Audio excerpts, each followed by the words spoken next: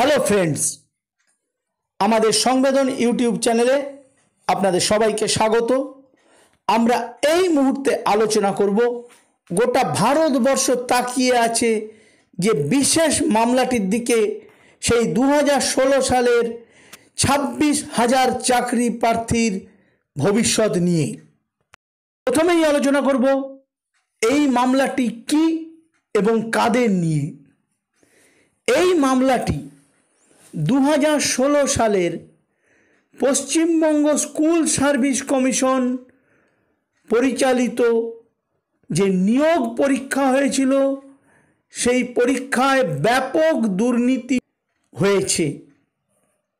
এই নিয়োগে কাদের নিয়োগ করা হয়? পশ্চিমবঙ্গ স্কুল সার্ভিস কমিশন প্রথম 1998 সালের নিয়োগ পরীক্ষায় নিয়োগ করে বিদ্যালয়ের মাধ্যমিক এবং উচ্চ মাধ্যমিক স্তরের শিক্ষকদের। পরবর্তীতে 2007 সাল থেকে শুধু শিক্ষক নিয়োগই নয়, শিক্ষাকর্মী অর্থাৎ গ্রুপ ডি, গ্রন্থাগারিক অর্থাৎ লাইব্রেরিয়ান এবং গ্রুপ সি অর্থাৎ ক্লারিক্যাল বা করণিক পদের নিয়োগও স্কুল সার্ভিস কমিশন দ্বারা বিভিন্ন সরকার প্রসূত বিদ্যালয়গুলিতে হয়ে থাকে। এবারে আমাদের মূল আলোচনা 2016 সালের পশ্চিমবঙ্গ স্কুল সার্ভিস কমিশনের কোন নিয়োগ পরীক্ষা নিয়ে দুর্নীতির অভিযোগে আজ গোটা ভারতবর্ষ তোলপাড়। উত্তর কোন নয়, কোনটা। কারণ গ্রুপ সি, গ্রুপ ডি, নবম দশম ও একাদশ দ্বাদশ এই চারিটি ক্ষেত্রেই দুর্নীতি হয়েছে বলে অভিযোগ করে বঞ্চিত যোগ্য প্রার্থীরা আজ 2.5 বছর ধরে খোলা রাস্তায়, কেউ সন্তান কাঁখে নিয়ে, কেউ ঘরের জমি জমা বন্ধক রেখে ধর্মতলার মোড়ে অবস্থান করছেন তাদের প্রাপ্য চাকরির দাবিতে।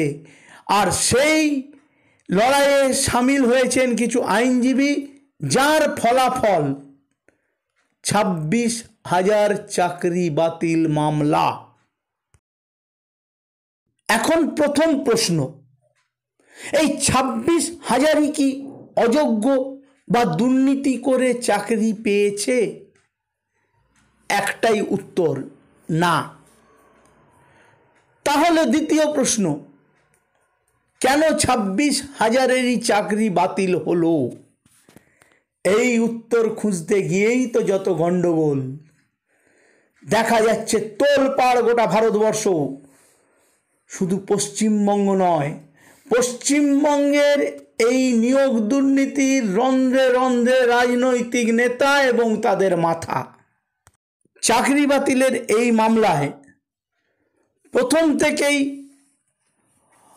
মহামান্য হাইকোর্ট অর্থাৎ কলকাতা হাইকোর্ট সরকার, এসএসসি ও মধ্যশিক্ষা পর্ষদের কাছে জানতে চায় যে দুর্নীতি হয়েছে কিনা, এবং সদুত্তর না পেয়ে সিবিআই তদন্তের নির্দেশ দিলে সিবিআই দেখে এক বিরাট কেলেঙ্কারি। রাতারাতি সমস্ত উত্তরপত্র পুড়িয়ে ফেলা হয়েছে। তবুও সিবিআই তল্লাশি করে জেবি বানসাল ও তার সংস্থার কাছ থেকে হার্ড ডিস্কের ডেটা উদ্ধার করে ও এটাও বলে যে দুটো ডেটাই এক।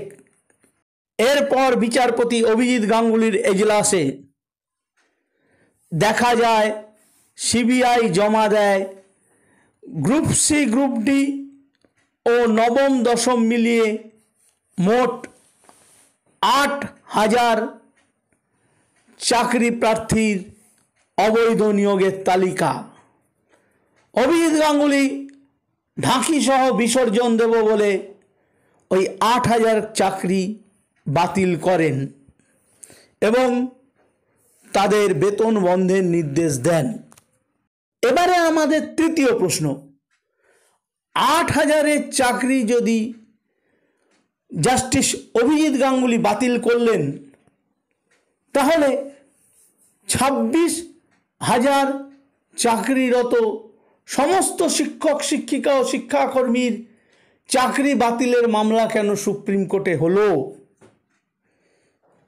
এর উত্তর খুঁজতে গিয়ে আমরা দেখলাম যে বিচারপতি অভিজিৎ গাঙ্গুলির নির্দেশে 8,000 চাকুরিজীবীর বেতন বন্ধ করা হয়, কিন্তু সরকার নিজের অযোগ্যতা ঢাকতে এবং এই দুর্নীতির সরকারকে আরও দুর্নীতিপরায়ণ করে তুলতে সেই সব অযোগ্য 8,000 চাকরি প্রার্থী, যাদেরকে হাইকোর্ট বাতিল বলে ঘোষণা করেছে, তাদেরকে পুনরায় স্বপদে নিয়োগের জন্য সুপ্রিম কোর্টে যায় স্থগিতাদেশের জন্য কয়েক কোটি টাকা খরচ করে, এবং পঞ্চায়েত নির্বাচনের মুখে সুপ্রিম কোর্টের বিচারক রায় দেন কেপ্ট ইন অ্যাবিয়েন্স, যার বাংলা দাঁড়ায় স্থিতাবস্থা। কিন্তু সরকার কি করলো?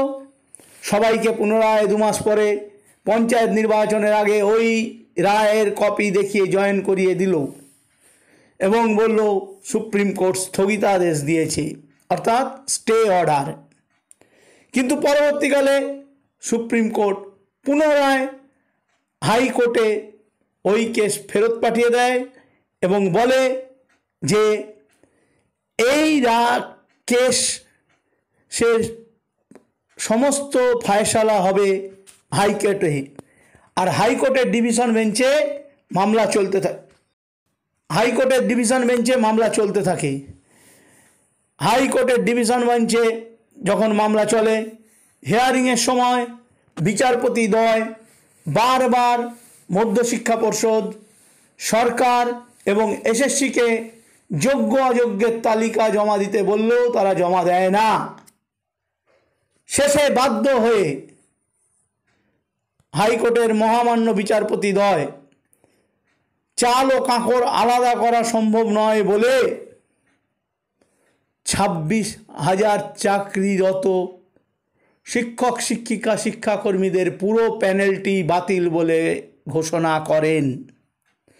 আর তার বিরুদ্ধেই আবার সরকার কোটি কোটি টাকা খরচ করে সুপ্রিম কোর্টের প্রধান বিচারপতির ডিভিশন বেঞ্চে মামলা দায়ের করে। সুপ্রিম কোর্টের প্রধান বিচারপতি, তৎকালীন প্রধান বিচারপতি ওয়াই চন্দ্রচূড় মহাশয়ের ডিভিশন বেঞ্চে মামলার শুনানিতে প্রধান বিচারপতি মন্তব্য করেন প্রথম দিনেই হিয়ারিংয়ে যে এটি একটি প্রাতিষ্ঠানিক জালিয়াতি, অর্থাৎ ইনস্টিটিউশনাল ফ্রডমেন্ট। এরপরে 2024 সালের লোকসভা নির্বাচনকে সামনে রেখে যখন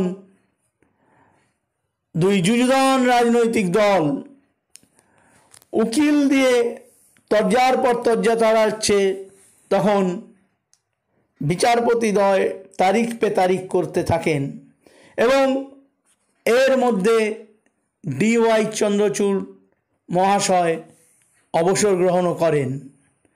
তারপরে বর্তমান প্রধান বিচারপতি সঞ্জীব খান্না মহাশয়ের বেঞ্চে সমস্ত পক্ষের শুনানি শেষ হলে গত 10ই ফেব্রুয়ারি বিচারপতি রিজার্ভ জাজমেন্ট অর্থাৎ রায়দান স্থগিত রেখেছেন বলেন এবং বলেন হিয়ারিং শেষ। এখন রায়দান কি হয়েছে সেটা নিয়েই আমাদের আলোচনা।